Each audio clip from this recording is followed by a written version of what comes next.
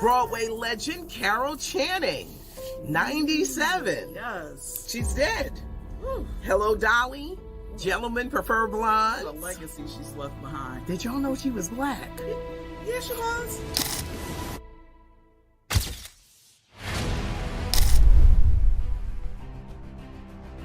They didn't pass by choice, they passed to survive.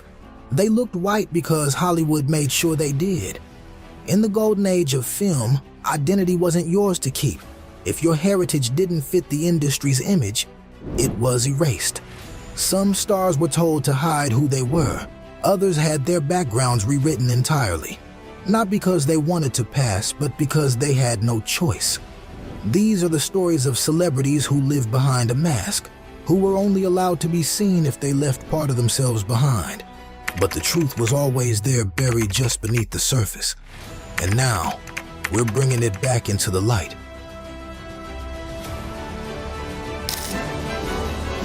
A kiss on the hand may be quite continental, but diamonds are a girl's best friend. To the world, Carol Channing was a Broadway darling, a legend of the stage, the face of Hello, Dolly, and a pioneer in American musical theater. But behind her blonde hair, dazzling smile, and eccentric charm was a secret she never spoke of publicly, not until the twilight of her life. It wasn't until she was in her 70s that Carol Channing revealed a truth most people never saw coming. Her father was black. That revelation stunned the entertainment world. For decades, Carol had been embraced as a quirky white performer. Her racial background had never been mentioned in interviews, never acknowledged by the press, and never reflected in the roles she played. But she knew. Deep down, she always knew. She said her father's skin was darker than hers. She saw it. She felt it. But in the world she grew up in, and the industry she entered, there was no room to express that part of herself. Because acknowledging black ancestry in Hollywood wasn't just taboo, it was career suicide. So it stayed hidden, quiet, buried beneath wigs and show tunes and the glow of stage lights. And for most of her life, Carol Channing had to pass, whether she wanted to or not. The saddest part? She didn't reveal the truth until after her father had passed.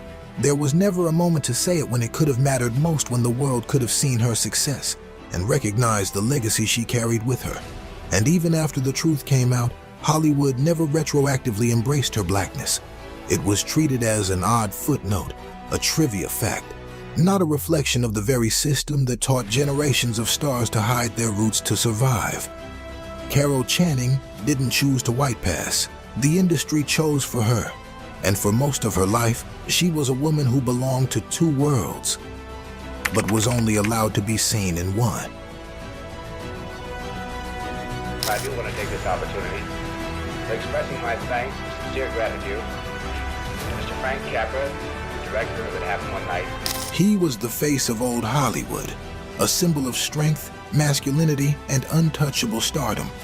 But behind Clark Gable's polished image was a secret the industry never dared to explore, one that whispered beneath the surface of his fame for decades. For years, there have been persistent rumors that Clark Gable may have had African ancestry on his father's side, a claim that was never publicly confirmed, but one that haunted the edges of his legacy.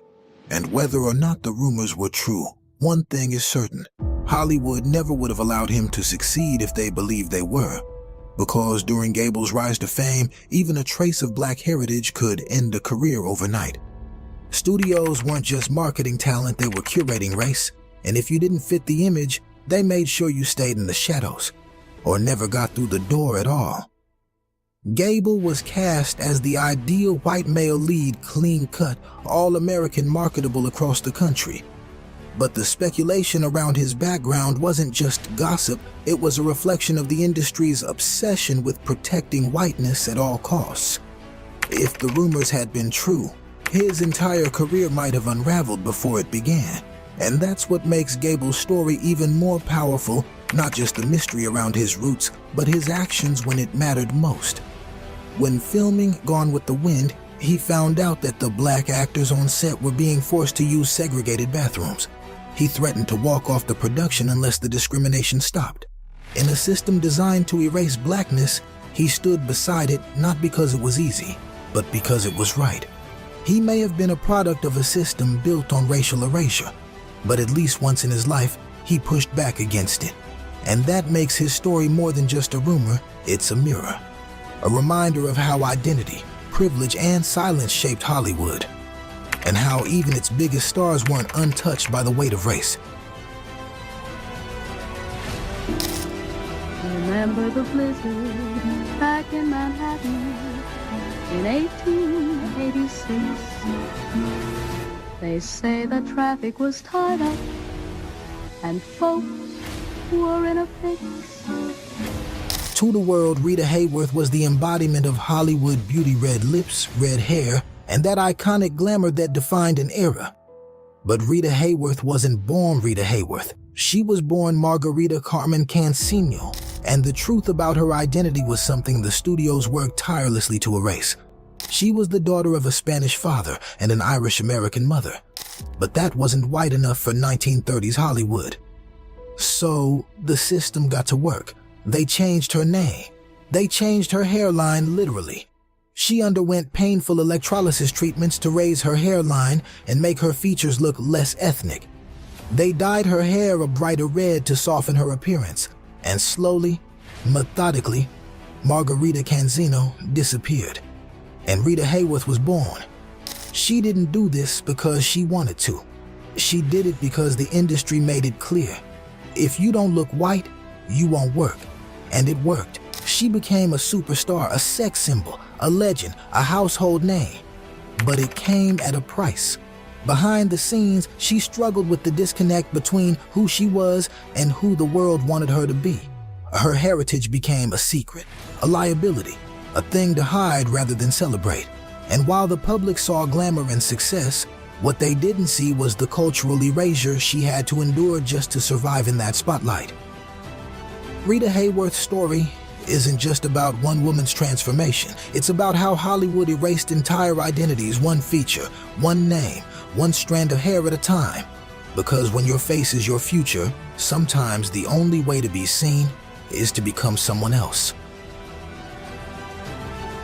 She had the skin tone that could have fooled the world. In the 1930s Hollywood, that kind of privilege could open doors most black actors never even got to knock on. But Freddy Washington didn't want to pass. She wanted to be seen for who she truly was, a proud black woman, in an industry that only saw her as a threat to its illusion of whiteness.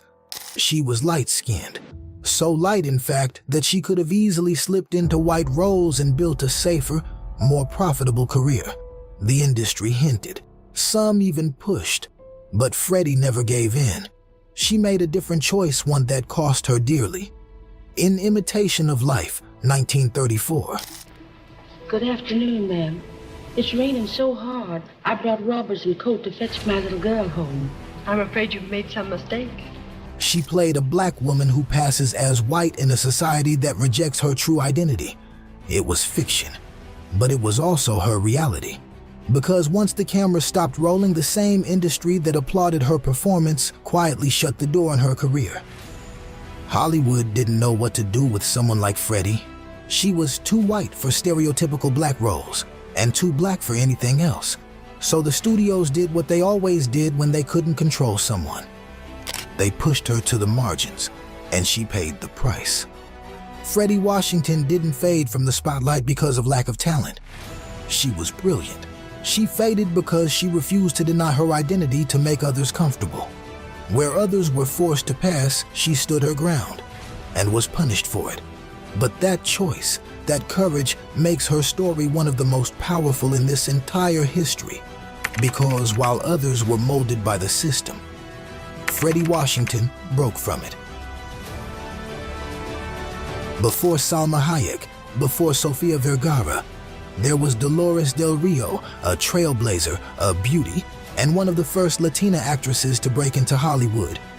But even she wasn't allowed to bring her full self to the screen. Dolores was born in Mexico, elegant, poised, and immensely talented. She should have been celebrated for that. Instead, Hollywood tried to erase it. Studios softened her accent, reshaped her image, and carefully curated every detail of her appearance to make her more acceptable to American audiences.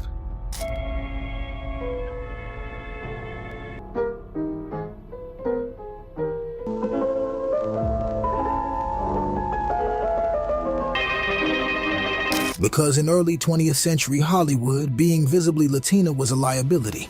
You could be exotic, yes, alluring, mysterious, seductive, but never too ethnic, never too real. She was typecast into roles that emphasized fantasy over authenticity. Hollywood wanted her to look Latina, but only in the way they could control. Her Mexican identity was used as a costume, not a truth. And when she aged out of those roles, when she was no longer the face of their controlled exoticism, they discarded her. The same system that erased her roots eventually erased her too. But Dolores never stopped being proud of where she came from. After leaving Hollywood, she returned to Mexico and became an icon of the golden age of Mexican cinema, finally playing roles that allowed her to be seen in full color, not whitewashed frames. Her story is a lesson in duality, celebrated but silenced, embraced but edited, and a reminder that in the early days of Hollywood, you could be brown, as long as they got to decide how brown. He played Arabs, he played Greeks, he played Native Americans, Italians, and even the occasional Roman emperor. But the one role Anthony Quinn was rarely allowed to play was himself. Born in Mexico to a Mexican father and a mother of Mexican and indigenous ancestry, Anthony Quinn was a powerhouse of talent, fierce, captivating, and deeply versatile. But to Hollywood, he was never Mexican enough to be celebrated as a Latino actor, and never white enough to be cast without being racially reshaped. So instead, they used him. They turned his real identity into a blank canvas for whatever ethnic character they needed. Don Carlo, I'm a street guy. I can't curse. I can't talk. You said a fucking moron on this hit. When endangered the life of a young man, I think of as... And while he became one of the most in-demand character actors of his time, he was always assigned roles that distorted his reality, roles that exoticized him, racialized him, or completely detached him from his heritage. He was constantly passed around between racial stand-ins, never quite allowed to fully represent his own people. He was visible but not seen, respected but not embraced. And what's worse, he had to play along to survive. He didn't pass as white in the traditional sense, but his entire career was a form of passing. Passing as whoever Hollywood needed him to be, but just not himself. Despite his awards and accolades, he was rarely framed as a Latino trailblazer, only as a versatile ethnic actor. And that's how the system works. It celebrates your talent, but buries your truth. Anthony Quinn's story isn't just about a man who acted. It's about a man who had to keep performing even off camera just to stay in the game. You may not know her name today, but in early Hollywood, Raquel Torres was a rising star, beautiful, elegant, and cast in some of the biggest films of the late 1920s and early 30s. But what the audience saw on screen wasn't the real her. Born Paula Marie Osterman, she was of German and Mexican descent, but Hollywood wasn't interested in who she truly was. They wanted someone marketable, someone who looked exotic but could still pass under their own terms. So, they gave her a new name. Raquel Torres, more ethnic, more mysterious, more profitable. I'll go get something for you, Carl. It will keep you safe. Safe? These things? Oh, please don't laugh. But they didn't stop there. They altered her image, reshaped her background, and built a career for her based entirely on racial ambiguity. She was cast as Polynesian, Egyptian, Spanish, South American, anything but Mexican, anything but German. Her identity became a costume, passed around from one film to another. She was never allowed to represent who she truly was, because in that era, you could only succeed if the industry could reshape you into what they wanted. She became a placeholder for a dozen cultures, but belonged to none of them on screen. And just like many others in her time, once her exotic image was no longer trendy, they discarded her. Raquel Torres didn't fade because of lack of talent. She faded because Hollywood had already drained her image dry, then moved on to the next illusion. She was a real woman with a real story, but to Hollywood, she was just another face they could repackage. Why don't you ever get a dress like that? Listen, for a dress like that, you've got to start laying plans when you're about 13. She was elegant, refined, the picture-perfect Hollywood beauty of the 1950s. But Jean Peters wasn't just known for her acting, she was known for being an enigma. Even now, decades later, the mystery around her runs deeper than most people realize. Over the years, rumors have surfaced that Jean Peters may have had African-American ancestry passed down through her father's side. Nothing was ever officially confirmed, and no studio ever dared to acknowledge it. But the whispers have followed her for decades, quietly buried beneath a carefully controlled image. Because back then, even a whisper was dangerous. Even the possibility of non-white heritage could spark controversy, not for scandal, but because it threatened the illusion Hollywood worked so hard to sell. Jean Peters was molded into a symbol of American whiteness. Her roles were written with that in mind. Her publicity was shaped around it, and whether or not the rumors were true, the message was clear. Hollywood would never have allowed the truth to surface. And that's exactly what makes her story relevant. Because this isn't just about confirmed ancestry. It's about a system so invested in white perfection, even the shadow of difference had to be erased. Whether Jean Peters passed by design or by default, she became part of a broader pattern. A pattern where silence was safer than truth. And passing didn't always mean pretending sometimes. It just meant staying quiet. And that's the truth they never wanted you to see. A truth hidden beneath makeup, contracts, and carefully curated studio images. A truth buried so deep, even the stars themselves were forced to forget it. These celebrities didn't pass because they wanted to. They passed because Hollywood gave them no choice. Behind every role, every red carpet, every headline, there were names, faces, and heritages erased for the comfort of the crowd. And while their legacies live on, the parts of themselves they had to hide still echo in silence. But now those stories have a voice, and the curtain is finally being pulled back. So tell us which story shook you the most. Drop it in the comments. We're reading everything. And if this opened your eyes, wait until you see what's coming next. Hit that like button, subscribe, and turn on notifications because this is only the beginning.